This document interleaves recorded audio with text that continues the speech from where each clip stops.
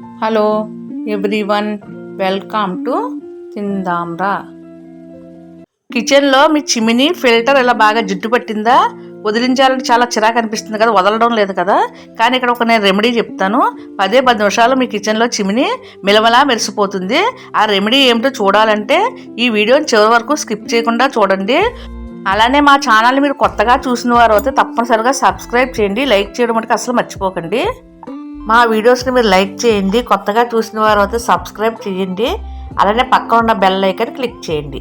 మేము daily upload చేసే ప్రతి వీడియో మీకు నోటిఫికేషన్గా వస్తాయి. మన ఇంట్లో ఉన్న కిచెన్లో చిమ్నీ ఉంటుంది కదా, బాగా జిడ్డు పట్టేస్తుంది. 15 రోజులకు ఒకసారి శుభ్రం చేసుకుంటే బాగుంటుంది. కానీ అలా చేయడం కొంచెం లేట్ అవుతే కనుక బాగా జిడ్డు పట్టేస్తుంది. ఈ జిడ్డు వదిలించాలంటే మన వల్ల కాదండి. చూడండి ఎంత జిడ్డుగా ఉందో. ఒక 2 నెలల పైన అయిందండి ఈ చిమ్నీ శుభ్రం చేసి. సబ్బుతోనూ సర్పుతోనూ వేడి నీళ్ళతోని ఎన్నోసార్లు క్లీన్ చేసినా క్లీన్ అవ్వడం లేదు. కానీ నేను చెప్పే రెమెడీతో చేసుకుంటే కనుక 10 నిమిషాల్లో మీ చిమ్ని మిలమలా మెరిసిపోతుంది. శ్రమ అనిపించదు. ఒకసారి ఈ వీడియోని చివరి వరకు స్కిప్ చేయకుండా చూస్తే కనుక ఆ రెమెడీ ఏంటో మీకు తెలుస్తుంది. ఇది ఆటోమేటిక్ చిమ్నీ అండి. ఈ చిమ్నీని ఎలా క్లీన్ చేయాలో చూద్దాం. పవర్ బటన్ పక్కన ఒక బటన్ ఉంటుంది. ఆ బటన్ నొక్కితే 9 అని నెంబర్ వస్తుందండి. ఆ 9 అని నెంబర్ వచ్చే వరకు ఉంచుకోవాలి.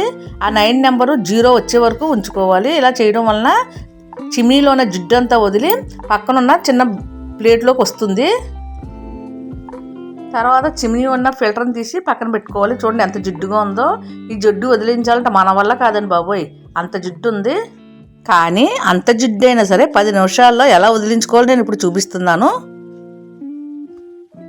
ఎంతటి జిడ్డు అయినా సరే వదిలించడానికి ఇక్కడ నేను కాస్టిక్ సోడా వాడుతున్నానండి. ఈ కాస్టిక్ సోడా హార్డ్వేర్ షాపులో ఎక్కడైనా దొరుకుతుంది.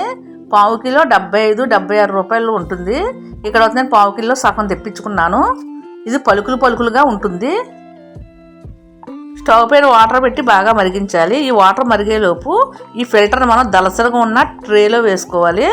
ఈ దలసరగా ఉన్న ట్రేలో వేసుకున్న తర్వాత మన కాస్టిక్ సోడా ఉంటుంది కదా, చేతికి గ్లౌజులు వేసుకుని కాస్టిక్ సోడాని ఫిల్టర్ పైన వేసుకోవాలి. తర్వాత వేడిగా మరిగించుకున్న నీరుని వేసుకోవాలి. నీళ్ళు బాగా మరుగుతే కనుక చక్కగా వదిలిపోతుందండి జిడ్డు. ఈ ఫిల్టర్ని క్లీన్ చేసుకునే ముందు ఒక ముఖ్యమైన విషయం అండి, పిల్లలు ఇంట్లో లేనప్పుడు క్లీన్ చేసుకోండి.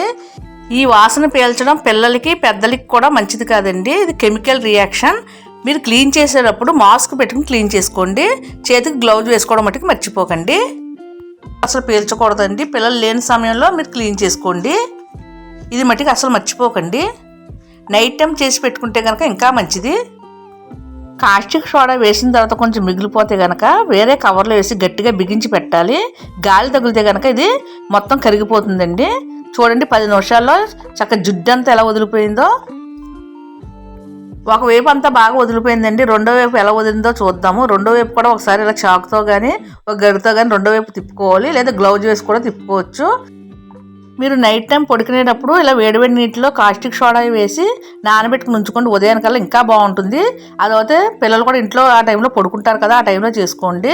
ఇప్పుడు చిమ్నీ మొత్తానికి జిడ్డు పట్టింది కదండి, ఆ జిడ్డుని ఎలా వదిలించుకోవాలో చూద్దాం. మరి రఫ్గా ఉన్నది కాకుండా కొంచెం మెత్తగా ఉన్న పీచుని తీసుకుని ఈ కాస్టిక్ సోడా వేడివేడి నీటిలో వేసుకుని ఆ నీళ్ళలో ఈ పీచుని ముంచి చేతికి గ్లౌజ్ వేసుకుని శుభ్రంగా తోముకోవాలి. దీనివల్ల జిడ్డు అంతా వదిలిపోతుంది.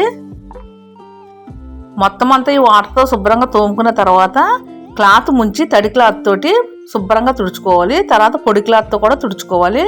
దీనివల్ల తుప్పు పట్టకుండా ఉంటుంది. అలానే చాలా క్లీన్ కూడా అవుతుంది. చూడండి పైన కూడా చక్కగా ఇలా తోముకుని పెట్టుకోవాలి. మరి రఫ్ చేయకూడదని గట్టిగా పైన గ్లాస్ ఉంటుంది కదా, గ్లాస్ పైన గీతలు పడుతుంది.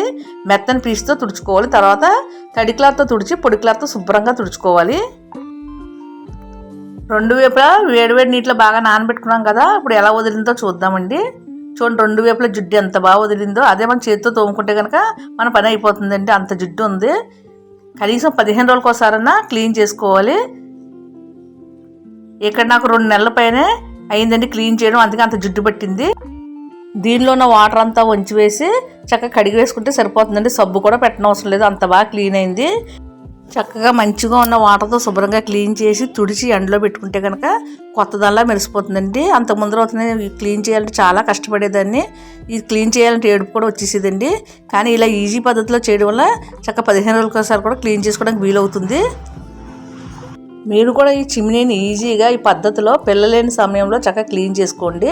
కొత్త దానిలా తలతలా మెరిసిపోతుంది, మన చేతులకు శ్రమ కూడా అనిపించదు. ఇలా ఈజీగా మీరు కూడా క్లీన్ చేసుకోండి. చూడండి చిమ్నీ ఎంత కొత్త దానిలా మెరిసిపోతుందో. మా ఛానల్ని మీరు మొదటిసారి చూసినట్లయితే తప్పనిసరిగా సబ్స్క్రైబ్ చేయండి, లైక్ చేయండి, షేర్ చేయండి. మీరు కూడా ఇలాగ చిమ్నీని క్లీన్ చేసుకుని ఎలా వచ్చిందో మీ కామెంట్స్ పంపడం మట్టుకు మర్చిపోకండి. చూడండి కొత్త దానిలో ఎలా మెరిసిపోతుందో చూస్తేనే చాలా ముచ్చటగా అనిపిస్తుంది కదా. ఈజీగా ఇలా మీరు కూడా క్లీన్ చేసుకోండి. మా ఛానల్ లైక్ చేయడం మటుకు అస్సలు మర్చిపోకండి. Thank you.